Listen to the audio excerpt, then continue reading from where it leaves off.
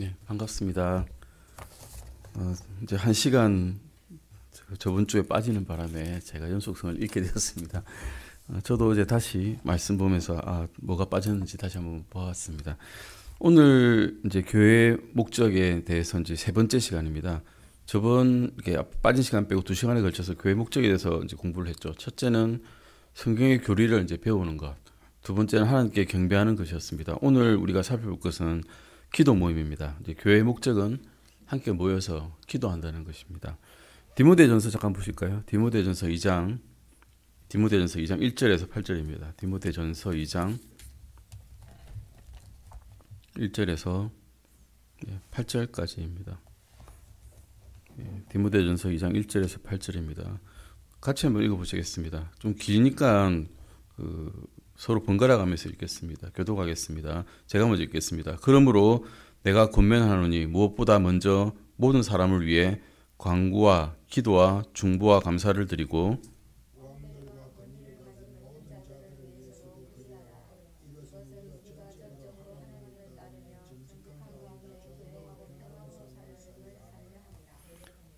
이것은 우리 구원자 하나님의 눈앞에서 선하며 그분께서 받으실 만한 것이니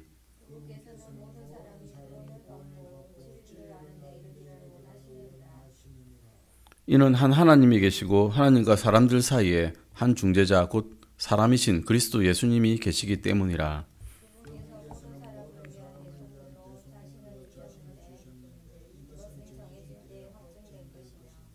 그 일을 위해 내가 선포자와 사도로 임명을 받았고 내가 그리스도 안에서 진실을 말하며 거짓말하지 아니하노니 믿음과 진리 안에서 이방인들의 교사가 되었노라. 같이 읽으시겠습니다.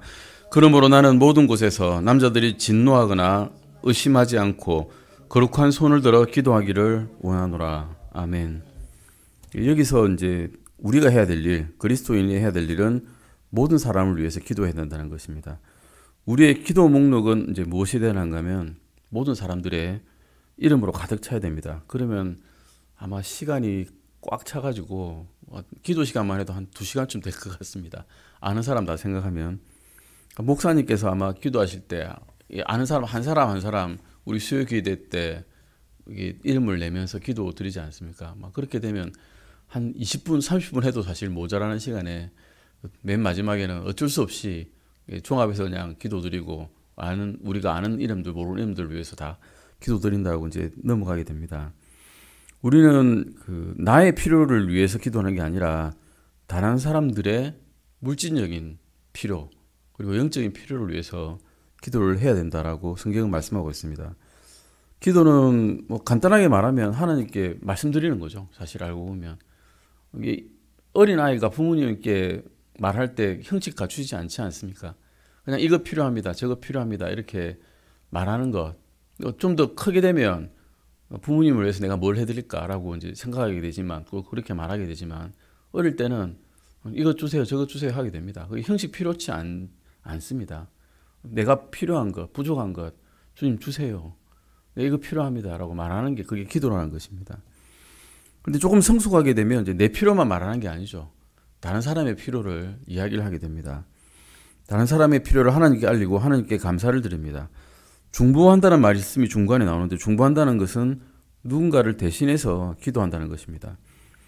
다른 사람을 위해서 기도를 하게 된다. 그러면 그 사람을 미워할 수 있을까요? 미워하기 힘들어지게 됩니다. 그 사람이 정말 싫어 죽겠는데 그 사람을 위해서 기도하면 그 사람을 점점 알아가게 되게 되고 그 사람이 무엇을 생각하고 있는지 알게 되고 그러면 그 사람을 좋아하게 되죠. 그 사람을 왜 기도하게 됩니다. 진짜로. 이렇게 기도할 때가 있을 수 있을까요? 하나님 아버지 그 형제를 미워하게 해주셔서 감사드립니다. 이렇게 기도 안 되겠죠. 이런 기도는 하나님 앞에는 감히 낼 수가 없습니다. 점점 더 미워하게 해주세요. 그런 기도 안 나오죠. 그렇게 될 수가 없는 겁니다. 저 자매 정말 보기 싫은데 다시는 안 보여주셔서 감사드립니다. 이런 기도 안 나옵니다. 할 수도 없고요. 내 머릿속에는 그렇게 될 수가 없습니다. 그리스도인이라면 그런 기도가 절대 나오지가 않습니다. 바르게 기도를 하게 되면 우리의 마음이 이제 바르게 되고 바르게 기도하는 사람이 모이면 교회가 그냥 바르게 돼버립니다. 교회를 바꾸려고 막 어떤 프로그램을 할 필요가 없다는 거죠. 그냥 기도만 하는 걸로도 교회는 변화되고 우리 마음이 변화되는 겁니다. 2절에서 말씀 보시면 왕들과 권위를 가진 모든 자들을 위해서 그리하라 그러는데, 사실 권위를 가진 사람들이 하는 걸 보면 우리 마음이 편치가 않습니다. 돌아가는 것을 보면, 아니 저렇게 지식과 학식을 가진 사람들이, 심지어는 우리나라 최고의 기관을 나왔던 사람들이 하는 일이 어떻게 인류 시정 잡배보다 못할 수 있을까라는 생각이 오히려 들 뿐이죠. 그런데 하나님께서는 그런 사람들을 저주하라 하지 않습니다. 그런 사람들을 위해서 기도하라 하십니다. 왜 그렇게 하실까요? 그들을 그냥 권력을 잡고 부를 쌓으라고 기도하시라고 하셨을까요? 아니면 그들이 부정부패를 마음껏 행하도록 기도하라고 하셨을까요? 그러지 않습니다. 그냥 그들이 제대로 권력을 행사해야 그리스도인이 정직하게 행하고 조용하고 평화롭게 살 수 있기 때문입니다. 그냥 우리를 위해서 그렇게 기도하라는 겁니다. 그들이 똑바로 일을 할 수 있도록, 하나님께서 주신 그 권력을 바르게 행사할 수 있도록 기도하라고, 우리에게 그 권력자들을 위해서 기도하라고 말씀하시는 겁니다. 근데 여기서 잠깐 생각해 보면, 우리의 기도가 영적인 기도라면 제가 무언가 구하는데 그게 의도가 영적이고 하나님을 위하는 것이고 하나님의 뜻대로 따른 것이라면 권력자가 누구든지 별 상관없습니다. 민주당이 권력을 잡든 국민의힘이 권력을 잡든 아무 상관이 없습니다, 사실은. 하나님 앞에서 그러면, 우리가 그런 기도를 드리고 있다면 하나님 앞에서는 우리의 정권이 어떤 정권이든 간에 거룩한 삶을 살 수 있다라고 말씀하고 있는 겁니다. 권력을 잡은 자가 제대로 통치를 못하면 우리는 굉장히 힘들어집니다. 특히 그리스도인이 더 힘들어지죠. 제대로 법이 서지 않으면 약자는 힘들어집니다. 그리스도인은 영적으로는 강한 자이지만 세상에서는 약자일 수밖에 없습니다. 손해를 보고 살아야 되는 사람들입니다. 그런데 제대로 된 법이 통치를 하지 않으면 박해를 받게 되죠. 그리고 박해를 당해도 어떻게 화소연할 데가 없어집니다. 그래서 권력자들을 위해서 우리는 기도를 해야 됩니다. 사도행전을 잠깐 보시면서 교회가 어떻게 기도했는지, 기도 목록이 어땠는지를 한번 살펴보겠습니다. 사도행전 잠깐 보실까요? 4장 23절에서 24절입니다. 사도행전 4장입니다. 사도행전 4장 23절에서 사도행전 4장 23절에서 24절입니다. 네, 찾으셨으면 사도행전 4장 23절에서 24절 같이 읽어보시겠습니다. 같이 읽으시겠습니다.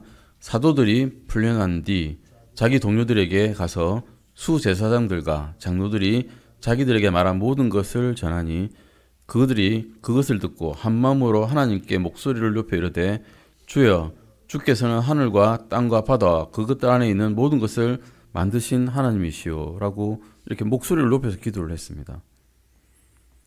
박해를 받았습니다. 베드로와 요한이 박해를 받고, 너 더 이상 그리스도의 말씀을 전하지 말라 라고, 권고가 아니죠, 강요를 받았습니다.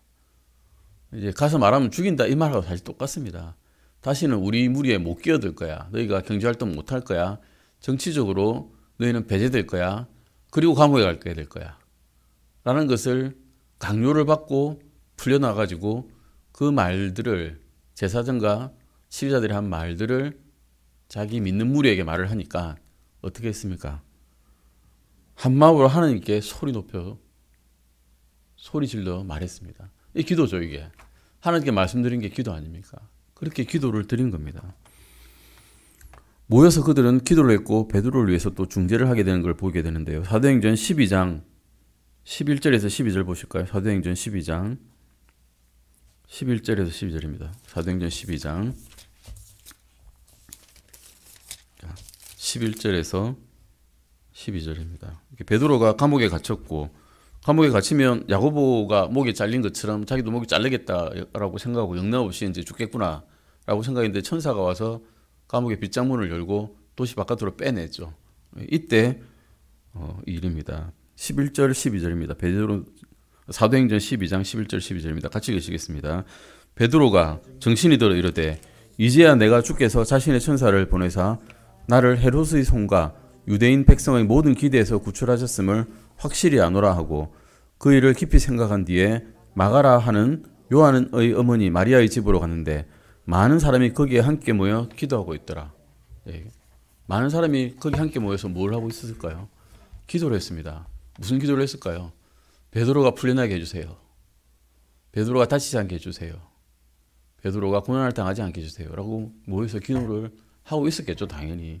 믿는 사람들이고, 베드로는 예루살렘 교회의 기둥 같은 사람이라고 했습니다. 야고보도 기둥 같은 사람이라고 했고, 그들이 지도자입니다. 한마디로 말해서. 지도자를 위해서 끊임없이 기도를 했을 것입니다. 여기서 많은 사람이 함께 모인 사람들은 바로 교회라는 것입니다. 믿는 사람들은 함께 모여서 기도를 했는데, 뒤를 보시면 쭉 읽어보면 그런데 베드로가 왔는데 베드로가 왔다고 생각 안 합니다. 어린 여자아이가 베드로 왔다라고 분명히 말을 했는데 네가 미쳤다라고 이야기하죠. 베드로가 올 리가 있나? 감옥에 갇혔는데 곧 죽겠지. 우리 기도는 하고 있지만 사실 별로 기대는 안 한다. 이런 마음이었을 겁니다. 그래도 하나님께서는 거둬주시겠지. 영생의 복을 약속하셨으니까 영생의 복을 주시겠지. 이런 마음으로 모여서 기도했는지도 모르겠습니다. 믿음이 좋은 사람이라고 우리가 생각했지만 사실은 믿음이 별로 없었던 사람이었다는 것이 이제 뒤쪽 말씀에서 인정이 돼 버렸는데요. 이들은 베드로를 위해서 기도를 했지만 하나님께서 베드로를 풀어주셨다는 사실을 믿지를 못했다는 거죠. 우리도 똑같습니다. 하나님께 기도를 하지만 에이 설마 여기까지 해주시겠나?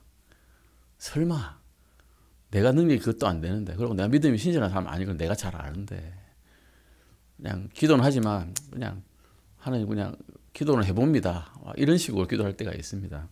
그런데 구하는 것 이상으로 응답해 주실 때가 우리 경험합니다. 구하는 것 이상으로. 나는 분명히 그 정도까지는 기도 안 했는데 이런 것까지 해주시나? 너무 감사하다. 이럴 때가 있습니다. 이들도 그랬죠. 그들 아마 기도할 때 베드로가 온갖 고난을 당할 때 그렇게 하지 마시고 그냥 빨리 죽게 해주세요. 빨리 그냥 바울은 참수형을 당했잖아요. 참수형은 사실 간단합니다. 빨리 죽잖아요. 고통 안 당하고 그런 정도로 해주세요. 막 기도했을 수도 있습니다. 십자가에 매달려서 3일 4일 매달려가지고 고통 당하지 하지 마시고 몇 대 맞게 하지 마시고 빨리 죽게 해주세요. 라고 기도했을 수도 있다는 거죠. 그런데 훨씬 큰 것을 주셨습니다. 베드로가 그냥 풀려났죠. 풀려나가지고 몸도 하나 안 상하고 그냥 그들 모임 앞에 떡 나타나게 된 겁니다. 그리고 예루살렘 교회를 또 이끌게 된 거죠. 하나님께서는 우리가 생각하는 이상으로 크신 분임에 감사를 드립니다. 사도행전 20장 36절도 보실까요? 사도행전 20장 36절입니다. 20장 36절입니다. 사도행전 20장 36절입니다. 바울이 이렇게 기도를 했습니다. 36절 한번 읽어보실까요? 이렇게 말한 뒤에 그가 무릎을 꿇고 그들 모두와 함께 기도하니, 여기서 말씀 보셨듯이 혼자 기도할 수 있죠. 우리가 혼자 기도할 수 있습니다. 골방에 기도하는 것도 있고 혼자서 기도하라고 하실 때도 있습니다. 그런데 모두 함께 모여서 기도할 때 있습니다. 이게 공중기도고 공예 집회에서의 기도입니다. 이럴 때가 있습니다. 그들은 어떤 이유로 여러 가지로 이유로 함께 모여서 하나님께 기도를 했습니다. 믿는 자들이 어떻게 기도하고 왜 기도했는지를 한번 사도행전의 말씀에 다시 보시겠습니다. 사도행전 1장 24절 보시겠습니다. 사도행전 1장 24절입니다.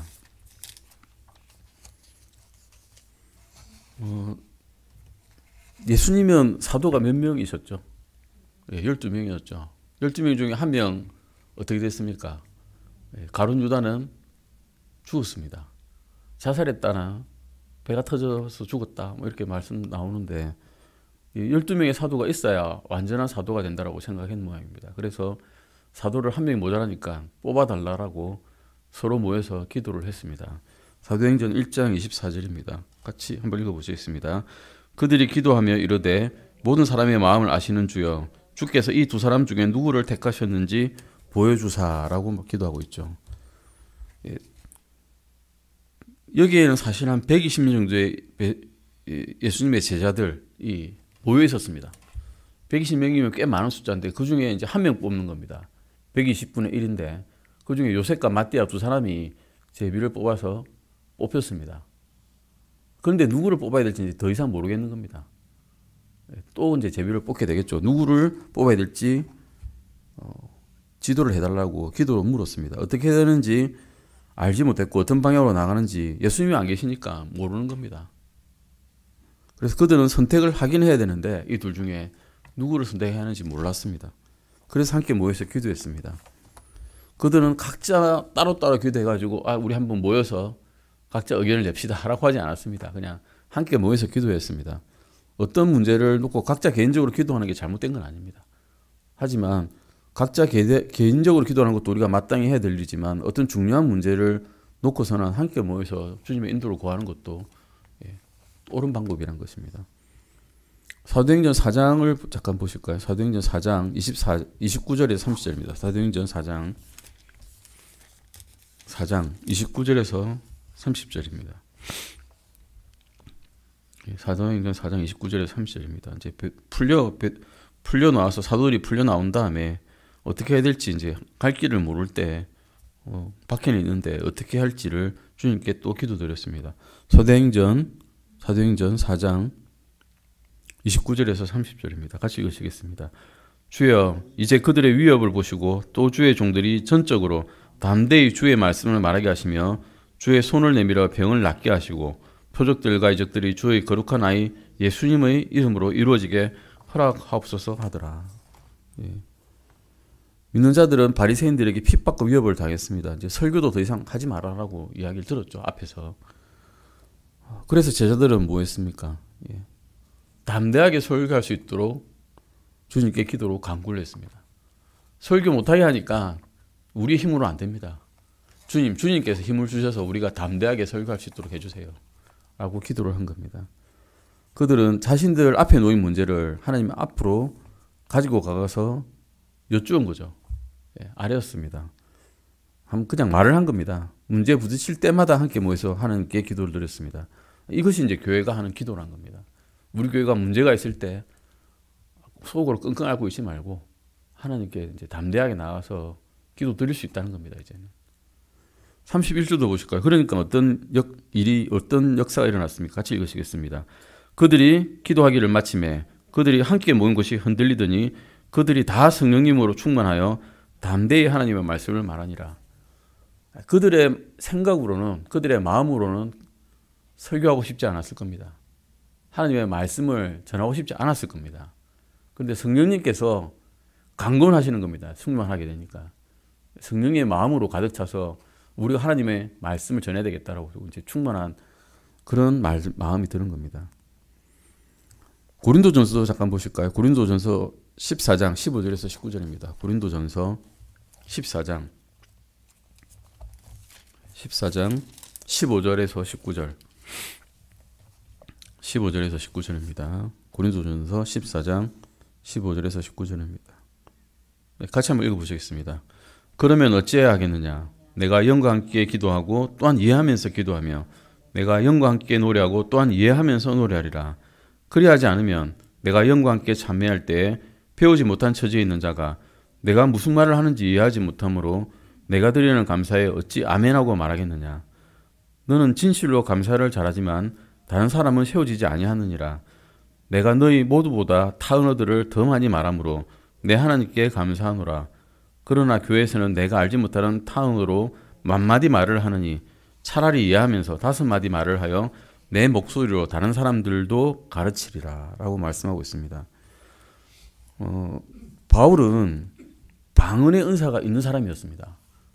우리가 흔히 알고 있기는 방언은 이제 랄랄랄라 룰루룰루 막 하면서 천사들의 언어다라고 이야기하고 있는 은사주의 교회도 있지만 바울이 여기서 말한 말로 보면 내가 방언으로 말하면 다른 사람이 이해를 하지 못한다 라고 말한 걸로 봐서는 이해할 수 있는 언어라는 겁니다. 방언은 한마디로 말해서.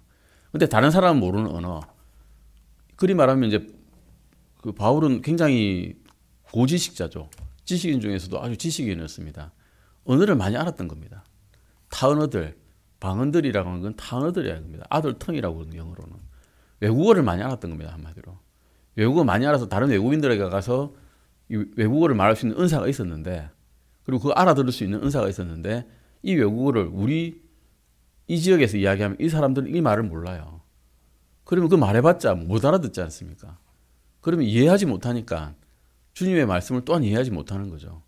자기는 충분히 다른 언어로 말하면서 고상한 언어로 말하면서 은혜를 받을 수 있겠지만 다른 사람은 이해도 못하고 세워지지도 못하는 겁니다. 그래서 이렇게 바울은 말을 한 겁니다.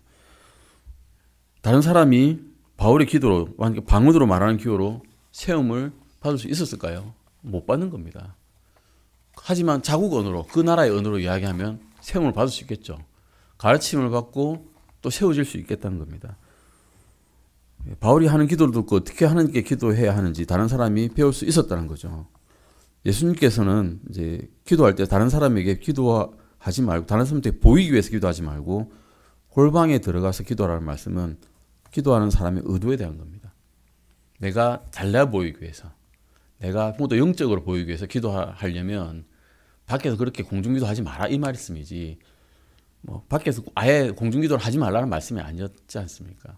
다락방에 가서 기도하는 것은 너를 세우지 말고 다른 사람을 세우기 위한 기도를 하라는 그런 의미로 말씀하신 것입니다. 그게 마태복음 6장 5절의 말씀에 그렇게 있습니다. 주님께서는 사람들 앞에서 소리내어 기도하는 것을 금하지 않으셨습니다. 고린도전서 14장 이 말씀에서도 신약의 그리스도인들이 모였을 때는 사람들 앞에서 소리내어 기도하는 것의 가치에 대해서 말씀하고 있기 때문입니다. 새로 구원받은 사람이 처음 교회에 오면 성경에 대해서 아는 게 별로 없습니다. 실제로 저도 그랬고요. 그냥 아는 거 없이 구원을 받은 기쁨으로 그냥 온 겁니다. 몇 마디 말씀만 듣고. 그래서 교회에서는 사람들이 배울 수 있도록 성경을 가르칩니다. 새로 구원받은 사람들은 어떻게 교제를 나누는지 모릅니다. 저도 몰랐습니다. 그래서 우리는 교회 모여서 함께 교제를 나누고 시간을 보냅니다. 그래야 교제를 어떻게 나누는지 알게 되지 않겠습니까? 새로 구원받은 사람은 어떻게 기도하는지도 잘 모릅니다. 저도 그랬습니다. 이게 기도가 바른 건지 아닌지, 이게 하나님의 뜻에 부합되는 건지, 아니면 그냥 내 필요를 충족해야 하는 기도만 드리는 것이 옳은 건지 나쁜 건지 잘 모르죠. 근데 그것도 기도라는 것은 알았습니다. 이제 그것도 기도입니다. 내 필요를 구하는 것도 기도고 하나님께 아뢰는 것은 다 기도라는 것을 배웠습니다. 새롭게 온 분들은 다른 사람들이 하는 대표 기도를 통해서 어떻게 하나님과 교제를 나누고 말씀을 드릴 수 있는지 배울 수 있습니다. 저도 많이 배웁니다. 다른 형제 자매님들이 기도 드릴 때 그 기도 듣고 이렇게 기도 드리는 게 정말 아름답구나, 정말 주님께서 듣기에 아름답게 들리겠구나 하는 것을 많이 배웁니다. 다른 사람들이 들을 수 있게 기도하는 게 잘못이 아니란 겁니다. 한마디로 말해서. 그런데 자신이 얼마나 영적인지 드러내기 위해서 기도하는 것은 잘못된 것입니다. 회중 앞에서 찬양하는 것은 잘못이 아닙니다만은 내가 노래를 정말 잘하는지를 그냥 내 자신을 세우기 위해서 하는 그런 찬양은 잘못이라는 것입니다. 헌금을 많이 하고 헌금을 보여지게 드러내게 하는 것이 잘못은 아닙니다. 그런데 얼마나 영적인지를 드러내기 위해서 헌금하는 것은 잘못이라는 겁니다. 오른손이 하는 일을 왼손이 모르게 하라는 말씀이 좋은 말씀이죠. 드러내지 않게 하는 말씀이니까. 그러나 모든 일을 아무도 모르게 해야만 하는 것은 아닙니다. 아무도 모르게 기도해야 하는 것도 아니고요. 아무도 모르게 찬양해야 되는 것도 아닙니다. 문제는 마음의 상태와 그 의도가 있는 겁니다. 오직 주님께 영광을 돌리기 위해서 기도하고 찬양하고 헌금해야 된다고 우리는 알고 있습니다. 무엇을 하든 간에 바른 마음의 동기와 바른 마음의 의도로 하라고 이렇게 말씀하신 겁니다. 하나님께서는 소리를 막 질러야 들으시는 그런 기가 먹으신 분이실까요? 그러진 않으시죠. 우리 소금만 해도, 마음속으로만 말해도 다 아시는 분입니다. 소리를 질러도 괜찮습니다. 근데 마음이 바르다면 소리를 지르면서 기도 드리는 것도 나쁜 거 아닙니다. 바르게 하시는 겁니다. 우부짖어서 기도해야만 하나님께 들으신 건 아니지만 내 동기와 마음이 옳은 마음이라면 그렇게 기도 드려도 아무 상관이 없습니다. 문제는 우리가 바른 마음과 바른 동기로 하나님께 기도하느냐이고 다른 사람이 그것을 듣고 세움을 받을 수 있냐인 겁니다. 성경에도 또한 얼마나 오랫동안 기도해야 되는지 나와 있지 않습니다. 기도할 때 어떤 목소리를 해야 되는지도 나와 있지는 않습니다. 몇 분 동안 기도를 하든지 큰 소리든 작은 소리든 기도하는 것은 전혀 문제가 되지 않지만 문제가 되는 것은 외식으로 다른 사람이 보여주기 위해서 기도하는 것은 옳지 않다는 겁니다. 야고보서 4장 1절 3절 보시겠습니다. 야고보서입니다. 야고보서 3장 1절에서 3절입니다. 야고보서 4장 1절에서 3절입니다. 야고보서 4장입니다. 4장 1절에서 3절입니다. 같이 읽으시겠습니다. 너희 가운데서 전쟁과 싸움이 어디에서 오느냐? 너희 지체들 속에서 싸우는 너희 정욕들로부터 나지 않느냐? 야고보서 4장 1절에서 3절입니다.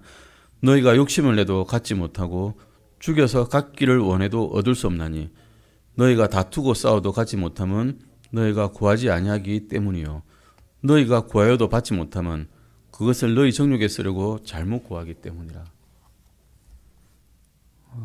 우리 신약 성경에 나온 기도 중에 바울이 한 기도 중에 바울은 다른 사람을 위해서 기도를 정말 많이 했는데 자기를 위해서 기도한 거 딱 한 번 나오는데 주님께서는 좀 서운하게도 그거 안 들어주셨습니다. 3번이나 구했거든요. 내 육체의 가시를 좀 제거해 주십시오. 육체의 가시를 제거해 주십시오. 3번이나 기도했는데 노 하셨습니다. 노. 내 은혜가 내게 족하다. 네가 약한 데서 나의 강함을 성령님의 강함을 보여줄 수 있다. 라고 말씀하시면서 노 하셨습니다. 그것도 기도 응답이었습니다. 바울은 그에 감사를 했죠. 오히려. 바울이 다른 사람을 위해서 모두 기도를 했을 때 다 응답받았는데 죽은 사람까지 살렸는데 병자를 고쳤는데 자기 육체의 가시 하나 이거 제거해달라고 하는 기도는 응답을 안 해주셨습니다. 야고보서 5장 잠깐 보실까요? 5장 13절에서 14절입니다. 5장 13절 14절입니다. 우리가 이제 많이 기도해야 될 것이죠. 야고보서 5장 13절 14절입니다. 같이 읽으시겠습니다. 너희 가운데 고난 당하는 자가 있느냐? 그는 기도할 것이요. 즐거워하는 자가 있느냐? 그는 시를 노래할지어다. 너희 가운데 병든 자가 있느냐? 그는 교회 장로들을 부를 것이요. 그들은 주의 이름으로 그에게 기름을 바르고 그를 위해 기도할지니라. 15절도 같이 읽으시겠습니다. 믿음의 기도는 병든 자를 구원하리니 주께서 그를 일으키시리라. 그가 죄들을 범했을지라도 그들을 용서받으리라. 아멘. 예, 병든 자가 있는데 장로들을 부르고 주의 이름으로 그에게 기름을 바르고 그를 위해 기도하면 어떤 일이 일어난다고요? 예, 병든 자를 고친다가 아니라 병든 자를 구원한다입니다. 주께서 그를 일으키신다고 하셨죠. 낫게 한다 안 하셨습니다. 낫게 하면 얼마나 좋겠습니까? 지금 이 시대에도. 은사주의 교회가 활활 불을 타듯이 다 일어날 겁니다. 그런데 주님께서는 그를 구원하신다고 하셨습니다. 우리의 최종 목표는 뭘까요? 천국에 가서 주님과 함께 있는 거 아니겠습니까? 지금 병 낫는 거 아닙니다. 사실은. 지금 병은 사실 우리가 영원히 살게 될 그 시간에 비하면 아무것도 아닌 잠깐 받는 고난일 뿐입니다.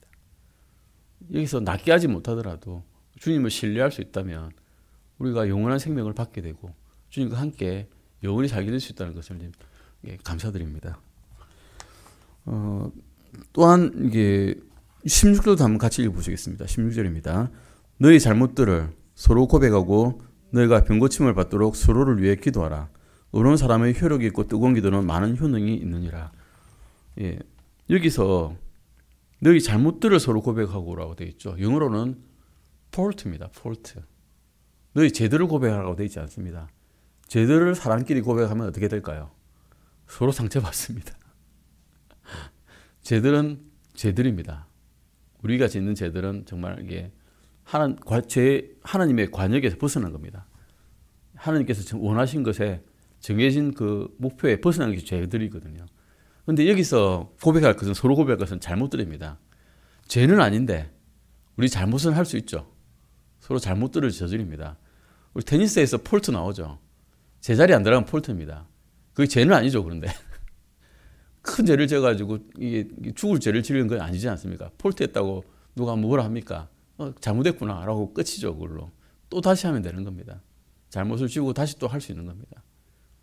이게 폴트와 잘못과 죄는 다른 겁니다. 우리 신부에게 가서 죄들을 고백하고 용서받고 이거 아닌 겁니다.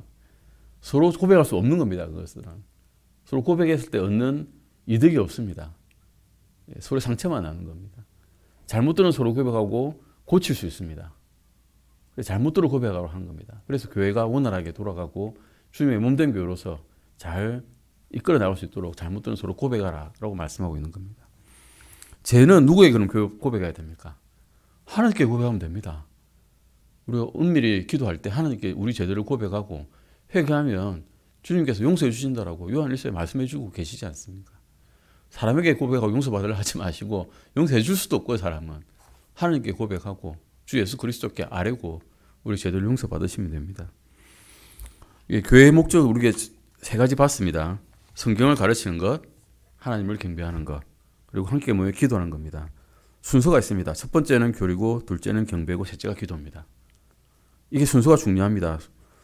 기도가 가장 중요한 것도 아니고 경배가 가장 중요한 것도 아닙니다. 하나님께 경배한다 해도 영과 진리로 경배를 하지 않으면 하나님께서 받으실 수가 없습니다. 마찬가지로 하나님의 뜻대로 기도하지 않으면 하나님께서 응답하실 수가 없습니다. 교리가 그래서 첫째 자리에 오는 겁니다. 하나님의 뜻이 무엇인지 알아야 되기 때문에 교리가 첫째로 오고, 또 바르게 가르치고 배우지 아니면 바르게 경배하고 기도할 수 없기 때문에 우리는 교리가 첫 번째로 옵니다. 하나님의 방법대로 경배를 해야 되고 하나님의 뜻대로 기도를 해야 됩니다. 요한일서 5장 14절에서 15절 보시겠습니다. 요한일서 5장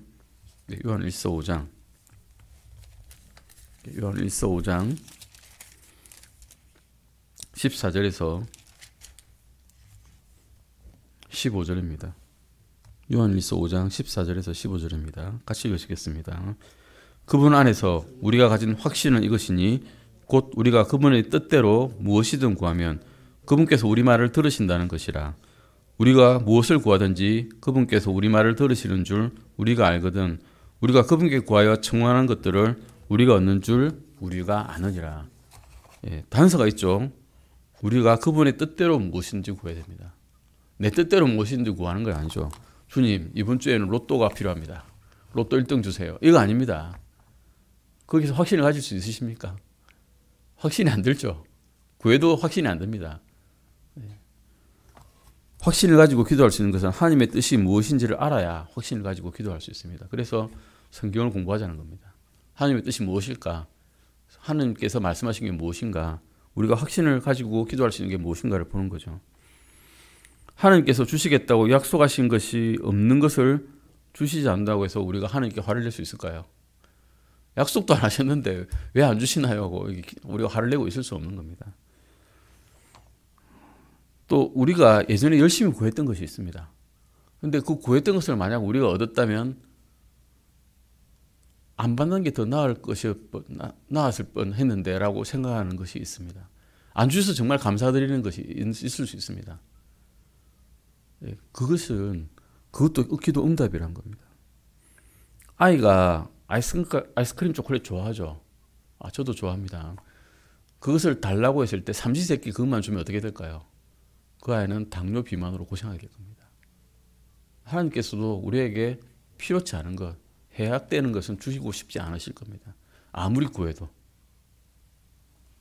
로마서 8장 잠깐 보시겠습니다. 로마서 8장 26절입니다. 로마서 8장 26절입니다. 8장 26절입니다. 같이 읽으시겠습니다. 로마서 8장 26절입니다. 많이 보신 구절이죠. 같이 외우고 있을 겁니다. 같이 읽으시겠습니다. 이와 같이 성령께서도 우리의 연약함을 도우시나니 우리가 마땅히 해야 할 방식대로 무엇을 위해 기도할지 알지 못하나 성령께서 말로 할 수 없는 신음으로 친히 우리를 위해 중보하시느니라. 아멘. 우리가 개인적으로나 함께 모여서나 다른 사람을 위해 중보 기도를 하면 무엇을 하는 건가? 여기서 알 수 있습니다. 우리는 하나님 아버지 앞에서 또 아들 하나님과 성령 하나님과 연합해서 같은 일을 하는 겁니다. 동료 사역자가 되는 겁니다. 동료가 돼서 같은 것을 위해서 기도하는 겁니다. 다른 사람을 위해서 기도할 때, 중보할 때. 성령님께서는 우리를 위해서 중보하고 계시죠. 또 예수 그리스도께서도 우리를 위해서 중보하시는데 만약에 제가 또 우리가 다른 사람을 위해 중보하면 우리는 역사상 가장 위대한 파트너와 같이 일하는 겁니다. 이런 파트너를 우리가 다시는 볼 수도 없고 앞에도 없었고 뒤에도 없을 거죠. 우리가 일할 때 위대한 파트너와 일하면 정말 좋은데 우리는 이미 그 파트너와 함께 일하고 있는 겁니다. 그리고 중보할 때 같은 일을 하는 거죠. 구원받은 사람들 중에서는 서로 사람이다 보니까 싫어하는 사람도 있습니다. 껄끄러운 사람도 있고요.